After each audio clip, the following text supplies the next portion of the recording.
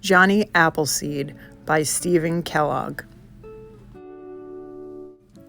John Chapman, who later became known as Johnny Appleseed, was born September 26, 1774, when the apples on the trees surrounding his home in Leominster, Massachusetts were as red as the autumn leaves. John's first years were hard. His father left the family to fight in the Revolutionary War, and his mother and his baby brother both died before his second birthday. By the time John turned 6, his father had remarried and settled in Longmeadow, Massachusetts. Within a decade, their little house was overflowing with 10 more children.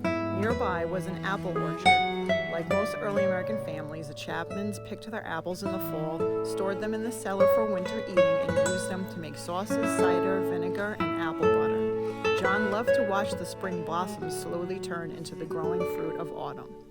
Watching the apples grow inspired in John a love of all nature. He often escaped from his boisterous household to the tranquil woods. The animals sensed his greatness and trusted him. As soon as John was old enough to leave home, he set out to explore the vast wilderness to the west. When he reached the Allegheny Mountains, he cleared a plot of land and planted a small orchard with the pouch of apple seeds he had carried with him. He walked hundreds of miles through the Pennsylvania forest. As he traveled, he cleared the land for many more orchards. He was sure the pioneer families would be arriving before long, and he looked forward to supplying them with apple trees. When the storm struck, he found shelter in a hollow log or built a lean-to. On clear nights, he stretched out under the stars. Over the next few years, John continued to visit and care for his new orchards.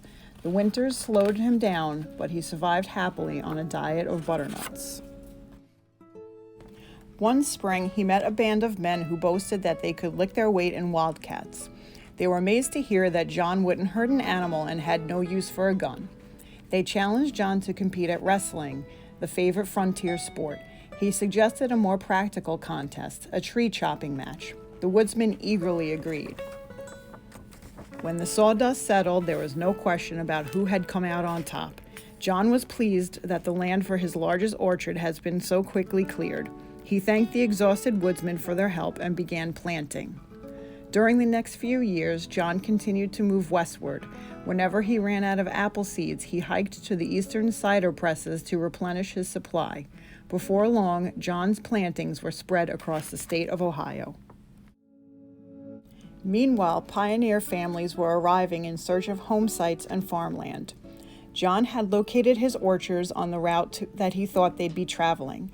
As he had hoped, the settlers were eager to buy his young trees. John went out of his way to lend a helping hand to his new neighbors.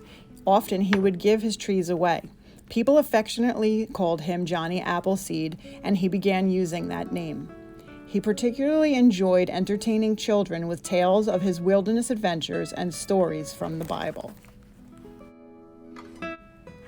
People urged Johnny to build a house and settle down. He replied that he lived like a king in his wilderness home, and he returned to the forest he loved. During his long absences, folks enjoyed sharing their recollections of Johnny. They retold his stories, and sometimes they even exaggerated them a bit. Some recalled Johnny sleeping in a treetop hammock and chatting with the birds. Others remembered that a rattlesnake had attacked his foot. Fortunately, Johnny's feet were as tough as an elephant's hide, so the fangs didn't penetrate. It was said that Johnny had once tended a wounded wolf and then kept him for a pet.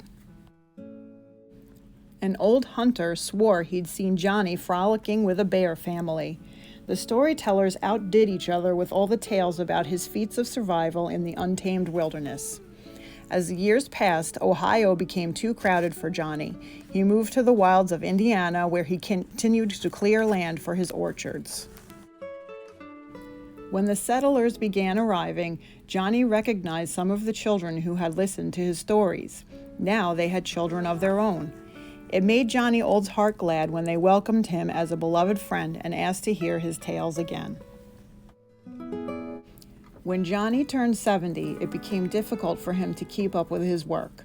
Then in March of 1845, while trudging through a snowstorm near Fort Wayne, Indiana, he became ill for the first time in his life. Johnny asked for shelter in a settler's cabin, and a few days later, he died there. Curiously, Johnny's stories continued to move westward without him. Folks maintained that they'd seen him in Illinois or that he'd greeted them in Missouri, Arkansas, or Texas. Others were certain that he'd planted trees on the slopes of the Rocky Mountains or in California's distant valleys. Even today, people still claim they've seen Johnny Appleseed.